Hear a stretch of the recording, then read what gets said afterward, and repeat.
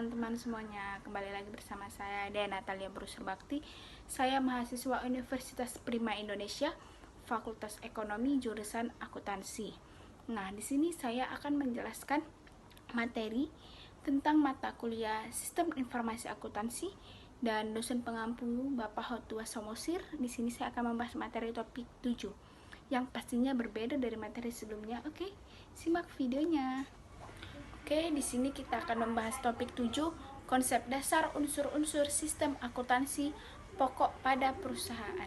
Oke, kita masuk ke topik 7 bagian 1, yaitu pengertian sistem akuntansi pokok. Nah, menurut beberapa ahli menyatakan bahwa yang pertama itu Mulyadi mengatakan mengemukakan sistem akuntansi adalah organisasi formulir, catatan, dan laporan yang dikoordinasi sedemikian rupa untuk menyediakan informasi keuangan yang dibutuhkan oleh manajemen dalam pengelolaan. Nah, menurut Nugroho, mengemukakan bahwa sistem akuntansi merupakan suatu alat yang dipakai untuk mengorganisir atau menyusun, mengumpulkan, dan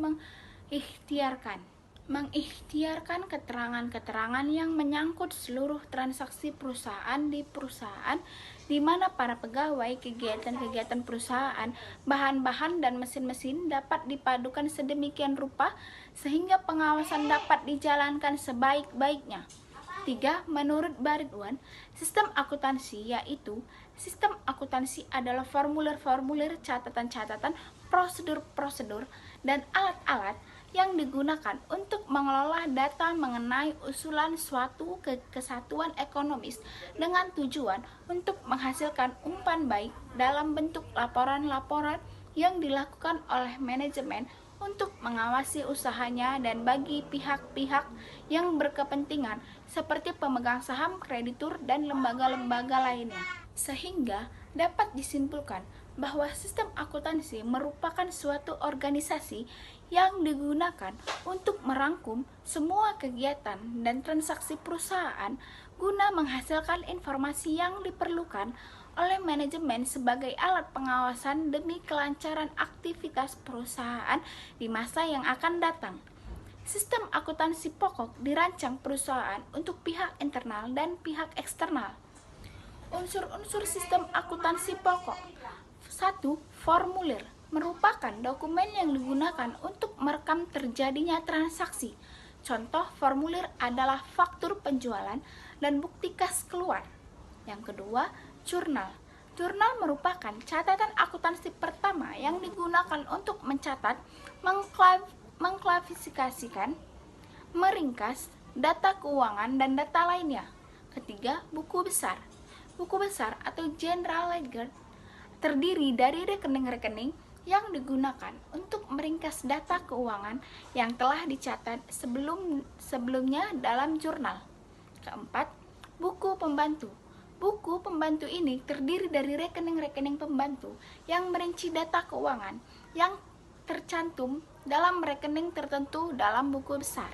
Yang kelima, laporan. Hasil akhir proses akuntansi adalah laporan keuangan yang dapat berupa neraca, laporan laba rugi, laporan perubahan laba yang ditahan, laporan harga pokok produksi, laporan biaya pemasaran, laporan harga pokok penjualan, daftar umur piutang, daftar utang yang akan dibayar, daftar saldo persediaan yang lambat penjualannya, laporan berisi informasi yang merupakan keluaran sistem akuntansi. Laporan dapat berbentuk hasil cetak komputer dan tayangan pada layar monitor komputer.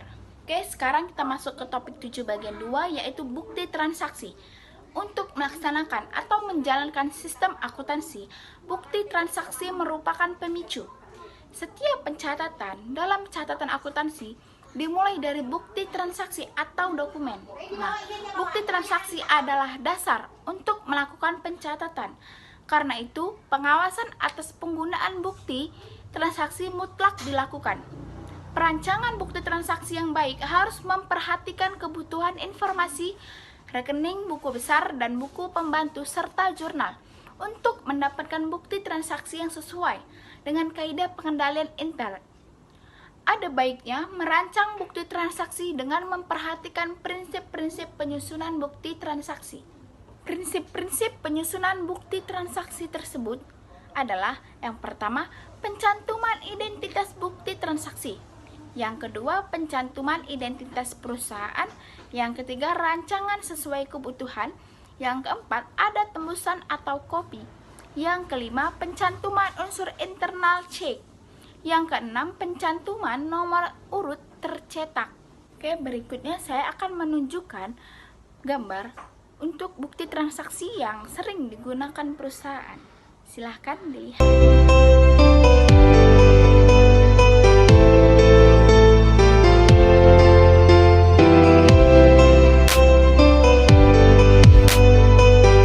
Sekarang kita masuk ke topik 7 bagian 3, yaitu jurnal. Dalam pencatatan transaksi, terutama yang kebanyakan masih manual, buku jurnal memegang peranan yang sangat penting karena merupakan catatan akuntansi pertama yang disusun secara kronologis. Buku jurnal terbagi ke dalam jurnal umum dan jurnal khusus. Jurnal khusus yang pada umumnya digunakan antara lain jurnal penjualan, pembelian, penerimaan kas, pengeluaran kas, dan pemakaian bahan. Untuk merancang format jurnal khusus, hal-hal berikut ini harus dipertimbangkan. Pertama, pelajari karakteristik transaksi perusahaan. Yang kedua, pencatatan ayat jurnal standarnya. Yang ketiga, pembuatan format jurnal khusus mengikuti ayat jurnal standarnya. Nah, berikut saya akan menampilkan contoh-contoh format jurnal khusus yang digunakan.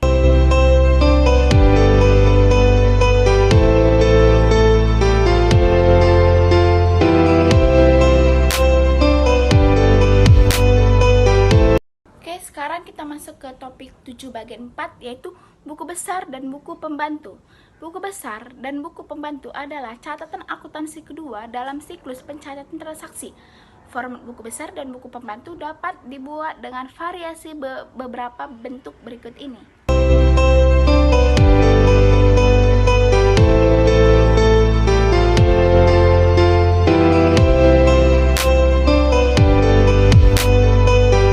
Kita masuk ke topik 7 bagian 5, yaitu klasifikasi dan kode rekening. Untuk menentukan klasifikasi rekening, pada umumnya metode yang digunakan adalah pendekatan laporan keuangan dengan mengambil skema laporan keuangan. Misalnya untuk klasifikasi dalam neraca, aktiva lancar, investasi jangka panjang. Aktiva terdiri dari 5 macam, yaitu aktiva lancar, investasi jangka panjang, aktiva tetap, aktiva tidak berwujud, aktiva lain-lain, hutang dan modal. Pertama, hutang lancar, hutang jangka panjang, dan modal. Untuk klasifikasi, untuk laporan laba rugi, penjualan, biaya-biaya usaha. Biaya-biaya usaha yaitu biaya produksi, biaya pemasaran, biaya administrasi dan umum, pendapatan dan biaya di luar usaha, pendapatan sewa, dan biaya bunga. Sekarang kita masuk ke topik 7 bagian 6, yaitu kode rekening. Penentuan klasifikasi rekening selalu diikuti dengan pemberian kode rekeningnya. Hal ini bertujuan untuk mempermudah dalam pengklasifikasian, pengidentifikasian, dan pengarsipan. Ada beberapa metode pemberian kode rekening, diantaranya yang pertama, kode dengan angka urut. Kode dengan angka urut ini terdiri dari beberapa kode. Yang pertama itu kas, kedua piutang dagang, persediaan barang dagang, tanah, bangunan, akumulasi penyusutan bangunan, hutang dagang, hutang bank, jangka panjang, dan modal. Prive, pendapatan, biaya gaji, biaya bahan, habis pakai, biaya penyusutan, biaya utilitas, dan biaya lain-lain. Nah, yang kedua, kode angka blok. Metode ini memberikan sejumlah cadangan angka untuk klasifikasi tertentu. Berikut ini disajikan contoh pemberian kode rekening dengan angka blok.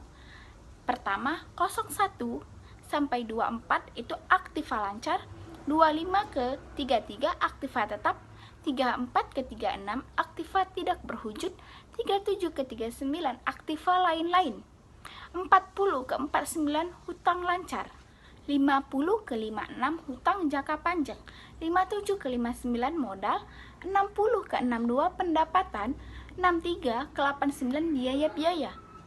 Kita masuk ke ketiga yaitu kode kombinasi.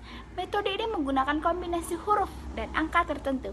Contohnya, yang pertama itu AL01, AL242, AT33, HL413, M62.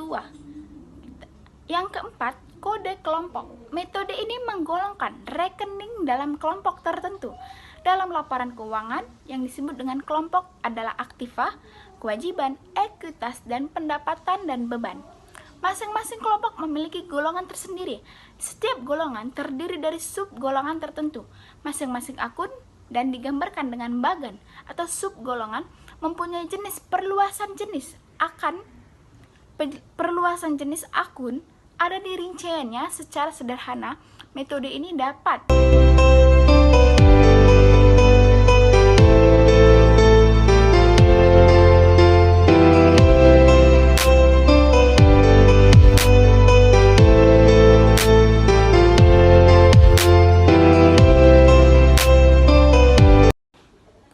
Sekarang kita masuk ke topik 7 bagian 7 yaitu laporan. Nah, laporan yang dihasilkan sistem akuntansi pokok adalah laporan keuangan dan juga dapat berupa laporan-laporan yang lainnya. Nah, berikut saya akan menampilkan beberapa laporan keuangan.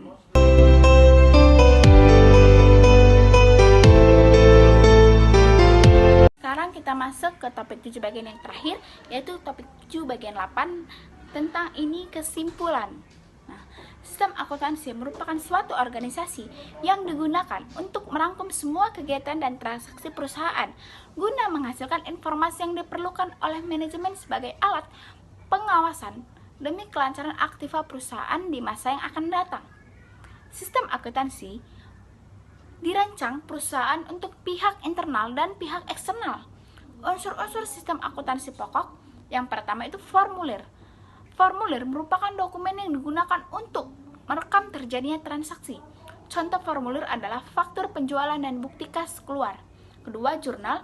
Jurnal merupakan catatan akuntansi pertama yang digunakan untuk mencatat, mengklasifikasikan, meringkas data keuangan dan data lainnya. 3. Buku besar. Buku besar terdiri dari rekening-rekening yang digunakan untuk meringkas data keuangan yang telah dicatat sebelumnya dalam jurnal. Keempat, buku pembantu. Buku pembantu ini terdiri dari rekening-rekening pembantu yang merinci data keuangan yang tercantum dalam rekening tertentu dalam buku besar. Kelima, laporan. Hasil akhir proses akuntansi adalah laporan keuangan yang dapat berupa neraca, laporan laba rugi, laporan perubahan laba yang ditahan, laporan harga pokok produksi, laporan biaya pemasaran, laporan harga pokok penjualan, daftar umur piutang, daftar utang yang akan dibayar, daftar saldo persediaan yang lambat penjualannya. Laporan berisi informasi yang merupakan keluaran sistem akuntansi. Laporan dapat berbentuk hasil cetak komputer dan tayangan pada layar monitor komputer. Berikut tadi penjelasan dari materi topik 7 dari saya. Lebih dan kurangnya saya mohon maaf. Semoga kita tetap dalam lindungan Tuhan dan tetap jaga kesehatan dan selamat Lebaran untuk umat muslim yang sedang merayakannya. Terima kasih.